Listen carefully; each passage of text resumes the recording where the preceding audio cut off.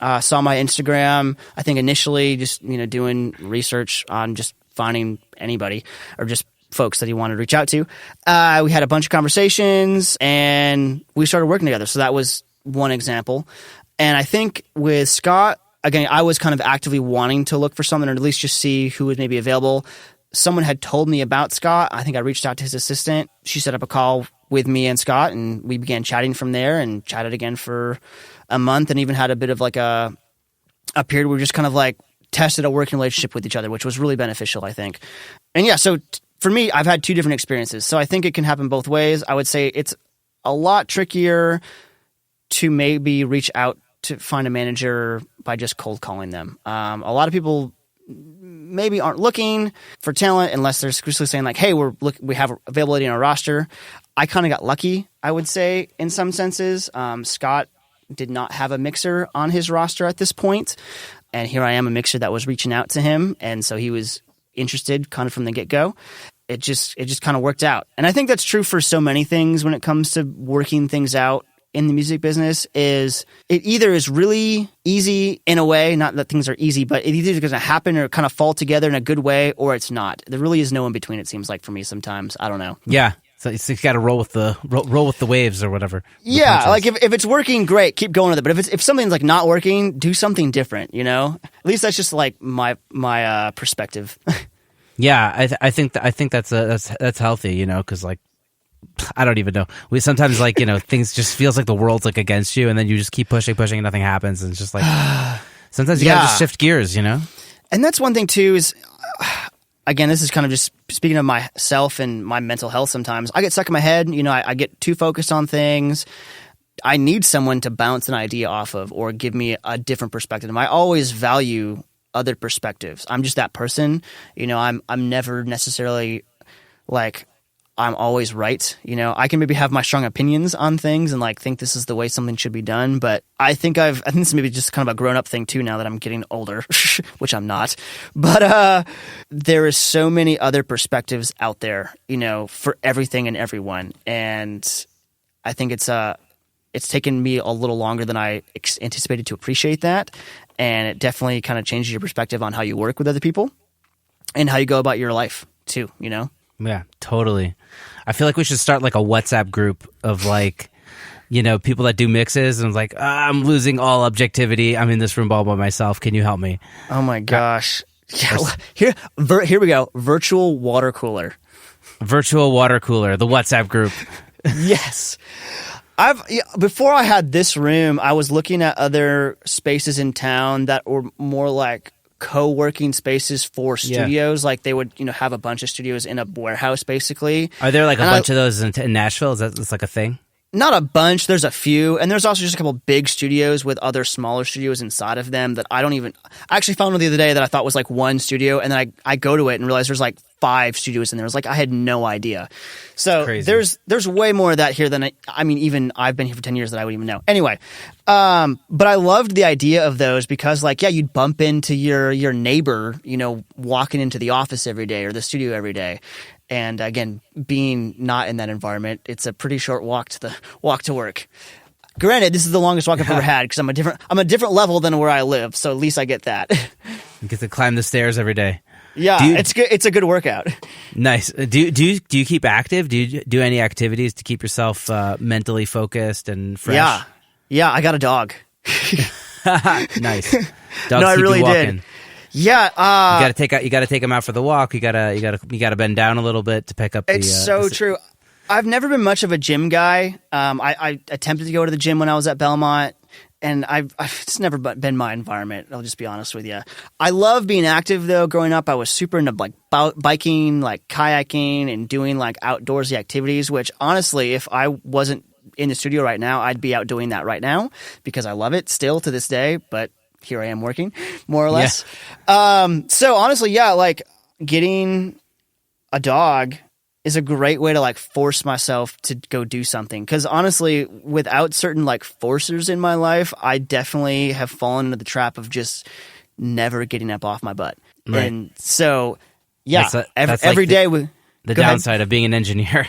Yeah, it really is. And again, I love my job, but is some downsides, and I've definitely even felt some of those downsides, as I've been doing this now, 7 years, 6 years? I don't even know. I'd have to figure it out. But yeah, just like, okay, sitting down every day for hours on end, what that does to my back, what that does to my hand, my shoulders, my whatever, like it has an effect long term. And you have to almost counteract that with, being active or doing something that gets you out of the chair, gets your mind refreshed also. Because I think that's a big thing too, is like, at least for me, if I spend too much time down here, I'm not effective anymore. I need a mental break as much as I need a physical break, Yeah. Do you do that a lot? Do you take take breaks while working? Yeah, I do. I think I would probably take more than, say, the average person does, because, again, I'm in my house. So what I'll do, if I, will work for 30, 35, 45 minutes, maybe an hour, then go upstairs and, do a house chore or do something, even just go pet Ellie, just to get myself, again, up and down, up the stairs, go use the restroom, refill my water, just something to kind of, take a breath, pull out of being so focused into what I'm doing. Because I, as a mix engineer, I think anybody can relate to this. You just get very focused in, and you just need to break from that. It's like you're squeezing, and you have to, eventually let go. You can't do it forever. You need to kind of give yourself a break. So, yeah, I think that helps me work. Helps me work longer, too, if I need to, have a lot to do. It gets me through my day. It does take time, but it's worth it. And yeah, breaks are important in my opinion. Definitely. I agree with you. So what does your workflow look like these days? Like working with artists when approaching a mix? I guess let's start with how you deal with your clients, and then we can move into the more technical, how you approach a mix. Yeah. When I'm always working with a new client, my first thing is trying to just get in their world. I like to have conversations with them about their music that they're making in that moment, why they're making it, what they're inspired by musically or otherwise, and just try to get on the same page. Even if I don't relate to maybe what they're telling me, at least I can, make notes and understand, because I feel like I'm a pretty malleable person that I, again, can understand and relate to most people. Again, that's part of my job, I feel like. So yeah, to me, that's a big thing. And then we can talk about, specific references and influences. I like to listen to music with my clients a lot, and share songs, especially if they're able to be with me in the studio during this. And I'll have little meetings like that pretty regularly with just, having people out, and just to talk and listen to music and just to get to know each other. I just find that helps. Yeah. And again, it's not reality for every client, because again, I do have a lot of remote clients where that's just not feasible. But I supplement that with just a phone call or two, or as many that's needed, just to try to at least have some common ground of understanding it. And I'll, if it is a remote client, I'll always ask them to email me, any references that I should listen to, and just try to cover anything that I would maybe try to talk with a client in person, just in an email or something, or again, in a phone call.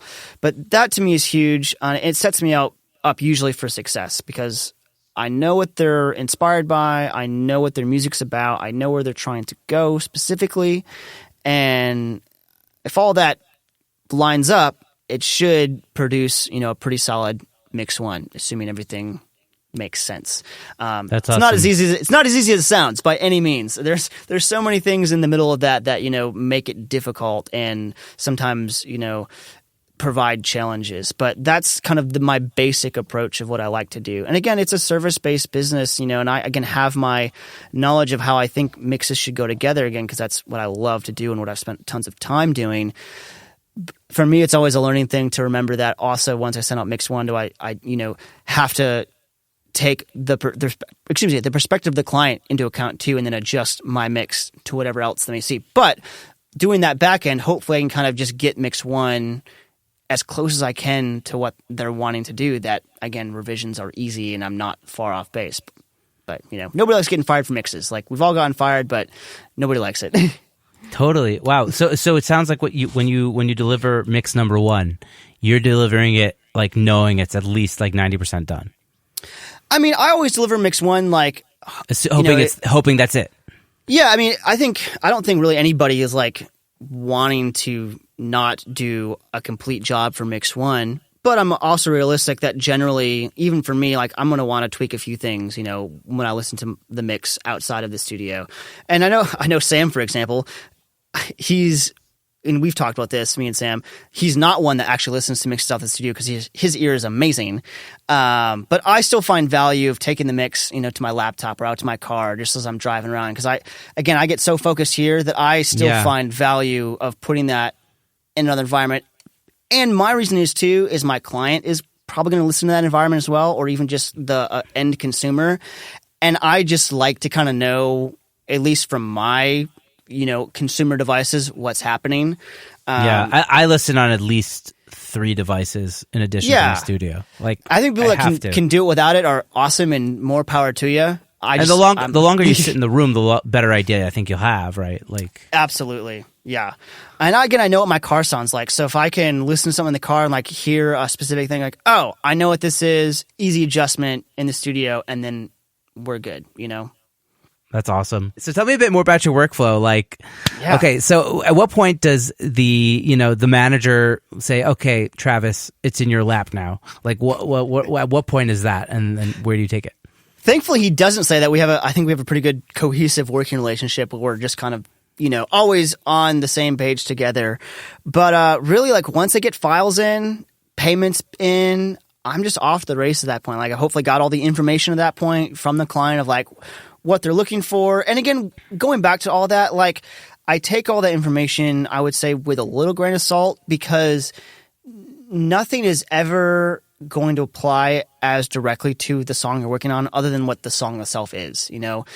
No 2 songs are the same. They're all going to be different in their own certain ways. And I think the most important thing for me, once you get all that info, when you start the mix, is like, serve the song that's there and try to figure out that, still reference all the good information that you have, but don't, unless there's a really big obvious problem, don't try to steer the mix in a way that maybe doesn't seem to fit what it's doing on the page. Does that make sense? Yeah, Anyway, totally.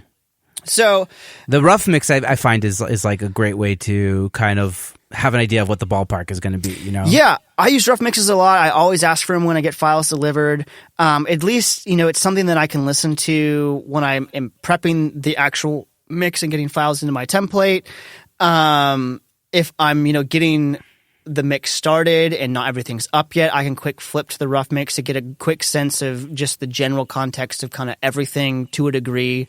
It frustrates me sometimes, again, probably most engineers would say, when people get too attached to a rough mix and say, make it like the rough mix, which I understand why they're saying that. And I'm totally appreciative of what they're getting at. I sometimes find, though, there begins to come a point, at least most often with certain mixes, where the separation between where the rough mix was and where the current mix is it's too different at that point. And going back to like a rough mix doesn't really work for the rest of the current mix. And so it's a careful balance. And I think there's, again, obviously there's always ways to make music work out. Again, it's all preferences and there's no right or wrong answer. But, there is like I guess a disease of people being very attached and have the rough mix-itis or something. Yeah. Anyway, there's my 2-second spiel on that. We've all dealt with that at some point, right? The rough mix-itis. Yeah. Anyway. And I mean, gosh, there was actually a great Rick Rubin quote that I saw on Instagram maybe 2 weeks ago. I actually think that Ryan Hewitt reposted rather. It was about this very topic. I don't remember the quote, which is going to be really awkward on the podcast and not remembering it. But it was a great quote. Go look it up on Rick Rubin's Instagram. Okay, we'll find it and we'll put it in the show notes. Yeah, there we go. There we do it. Once you get started with the mix, and this is actually a great conversation, I used to be the guy that I would really kind of start with only a few elements of the mix and then kind of go from there and build it up very slowly at first. This year, and kind of a little bit last year, as I was kind of working towards breaking a little bit of that habit, I've been putting a lot more elements into like my first faders up mix to then start working than I used to ever do before. Reason for that is I just felt that when I was making decisions early on in my mix, again, with maybe not even, kick, snare, maybe vocal bass, and like a guitar or two or a keyboard or two, depending on what kind of song it is, there wasn't enough there to make good decisions in context of what was going on. So I've started to really try to like build myself more of a faders up mix, do maybe some corrective EQ immediately if I hear it, and not